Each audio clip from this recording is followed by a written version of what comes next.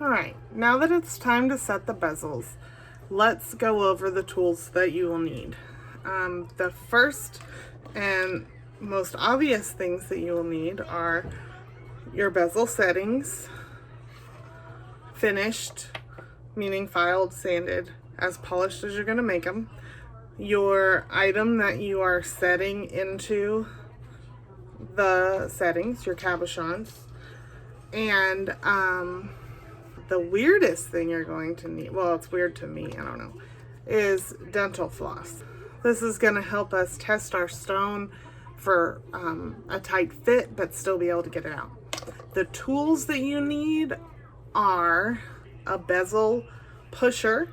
This is just a square steel rod that has been polished and there's no sharp edges on it. And it's got a nice wooden thing to grasp onto. A burnisher, which is polished steel. It's got a little curve so that you can get up against the stone without scratching it. And then there is a third tool that we have in the studio called a bezel rocker, which kind of looks like this, but the bottom has like a curved, like the bottom of a rocking chair piece on it that you can use as well.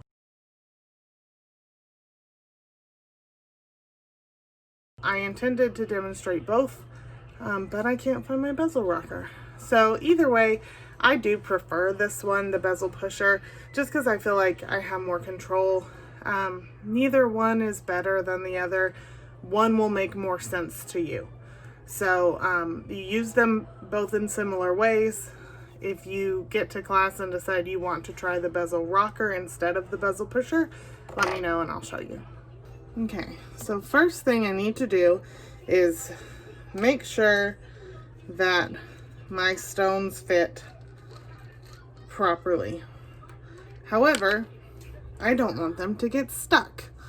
So actually I can do them both together. I lay the dental floss and then I push my stone in. And like this one you can see is kind of lopsided, so I can go at it with my pliers. You see the stone didn't really want to go in because this side was kind of pushed inward.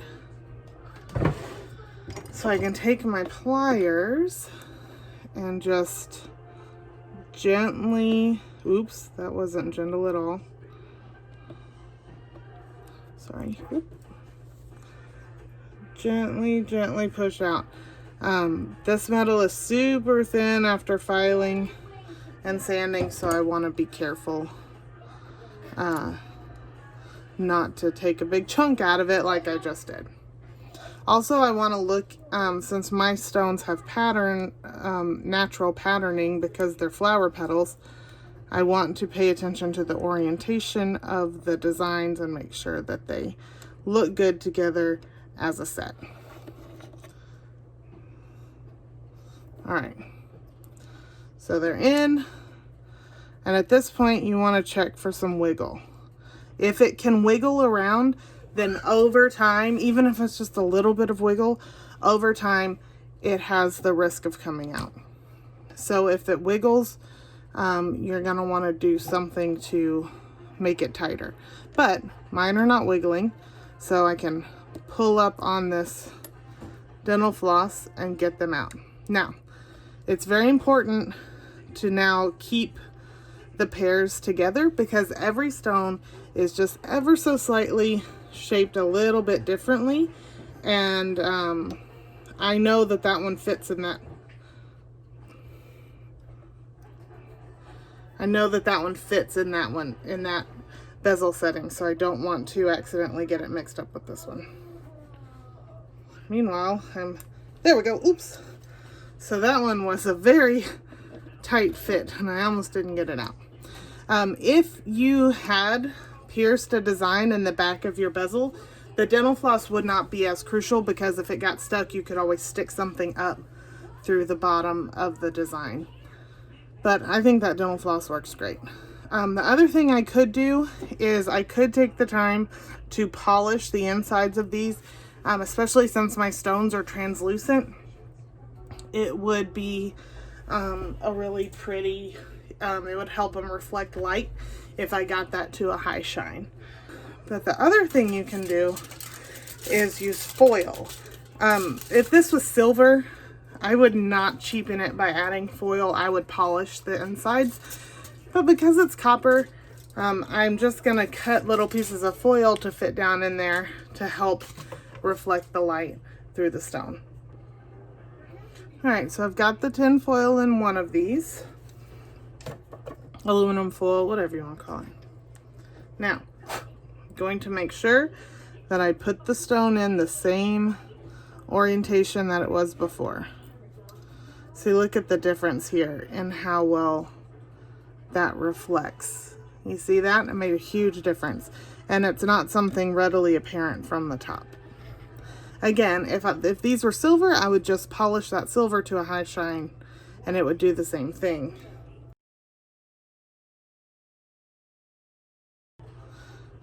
Bam!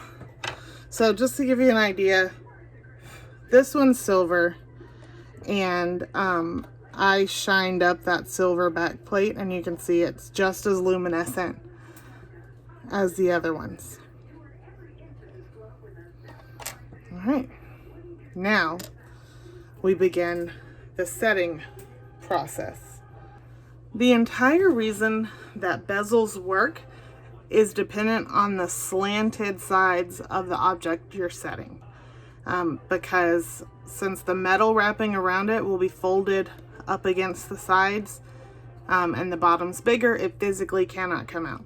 So we need to think about that as we're setting the stone. It's important to keep the stone centered. You want to think of it like a compass. So you've got north, south, east, and west. And then you want to remember your ordinal points too, which are the ones with two initials, the northeast, southwest, etc. So everything we do, we're going to do in opposites. We're going to go in and push in the north side, and then turn it around and do the south side. Do the east side, and then do the west side. And we're going to go around, and switching like that is going to keep it centered. Otherwise, it'll veer off to one side and look a little funny because you'll be able to see more metal on one side than the other. The other thing I'm going to be doing is you need to prop it up against something to keep the stone from sliding all the way out. So I've just got another piece of wood here, and I'm putting it up against that piece of wood. Now, as I press on the side, I'm not going straight in like this. I want to make sure that I'm focusing on this base and then pushing up like that. Otherwise, the top will get pushed up against the stone, but there might still be some space down here. And I don't want that. I want to start and push in the base and then push all the rest of it up against the stone so that the whole piece of metal is just like folding over the stone. Okay. So I'm gonna, and because this metal is thin, it's not gonna take very much effort at all. All right, so just set it on here. Sorry, I'm gonna have to put my finger over it. Just hold it still. And I push and I rock up.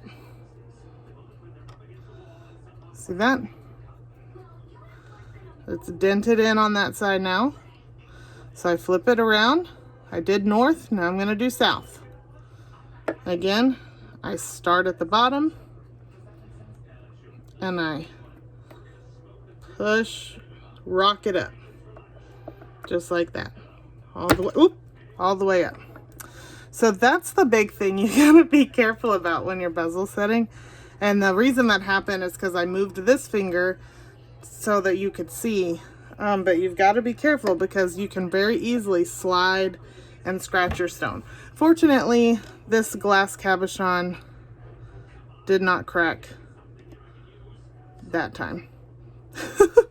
But it is something you've got to be aware of. If you're very, very concerned, you can always layer on some pieces of masking tape so that if you were to skid across the stone, it would hopefully only hit the masking tape.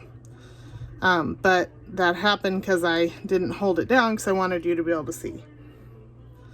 All right, so I've done north and south. Now I'm gonna do east.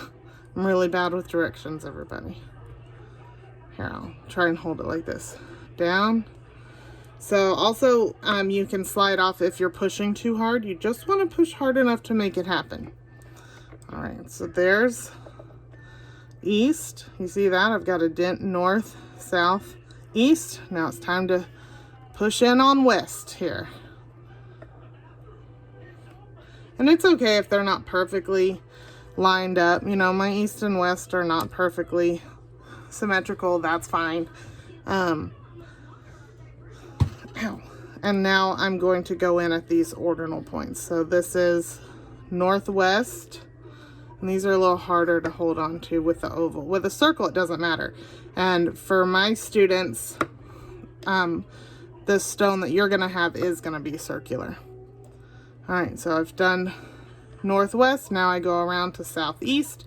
Again, I'm still working in opposites. It's very tempting to stop that, but that's when you end up with a crooked stone. Okay, now I'm going to start the other pair. I'll move the camera for the second one to get you a more overhead view so that my giant hands and loud fingernails aren't blocking your view. All right, so you can see I've got a pretty puckery form going on here. And at this point, I can go around and just focus on the puckers. And I don't, I can hold on to this pretty well because I'm not having to push really hard. If I was having to push hard, I'd still keep going up against my wood there. But I'm not having to push very hard because it's thin. However, depending on how thick your bezel material is, you know, sometimes you do have to put quite a bit of force on a bezel. And that can be a little alarming to beginners. So I'm just going around, hitting all these points, and just really making sure that I'm going all the way up. If your bezel frame was too tall, you would have a lot of what's the word, buckling. It would be flexing. You'd have like ripples and waves because of the metal, there being too much metal. Okay, there, she's in there. She's not going anywhere. So this one's done. Now what I'm going to do is go around with my burnisher, and I'm going to focus it like this, right up against the side here to help smooth that out. I'm trying to figure out how to do this where you can see it, which is usually my downfall and when I end up screwing up. So I'm just rubbing, and that's kind of compressing the metal down, shining the edge, compressing the metal down even more, and smoothing all at once. So don't skip this step.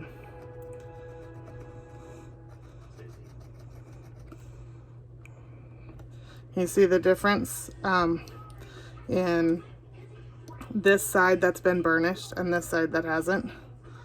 And you can also go this way too. I just tend to have a harder time controlling it when I go this way. But it's not wrong as long as you do it.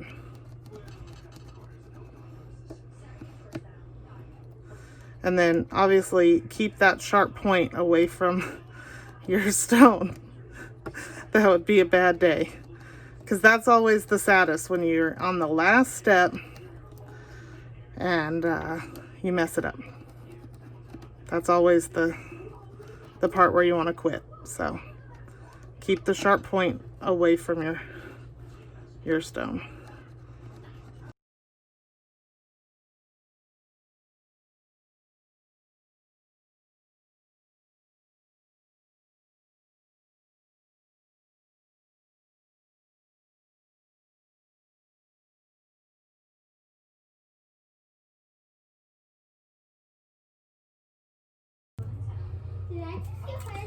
Okay, I'm ready to attach the ear wires to my bezel earrings.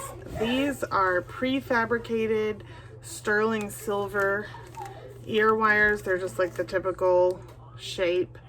I'll do a separate video on how to make your own. There are endless possibilities, and you can make your work look a lot more unique and handmade making your own. But for our purposes with this project and in class, we're just going to use these prefabricated ear wires. Sterling silver is important because they are hypoallergenic. For most people are not allergic to sterling silver, whereas nickel poses some problems. So the ear wire has this curved part that goes toward the front of your piece. So I've got here my pair of chain nose pliers. This is very simple. Just going to grab the little loop at the end, twist it open just a tiny bit,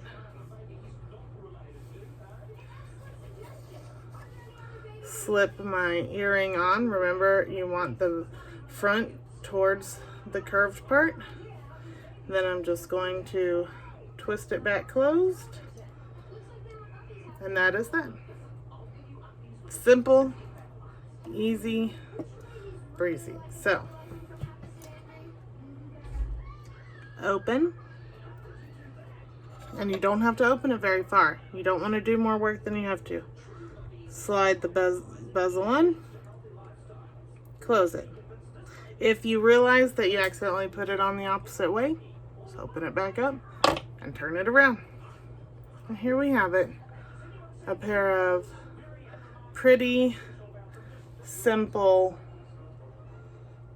earrings that you can keep for yourself or give as a gift. Hope you enjoy.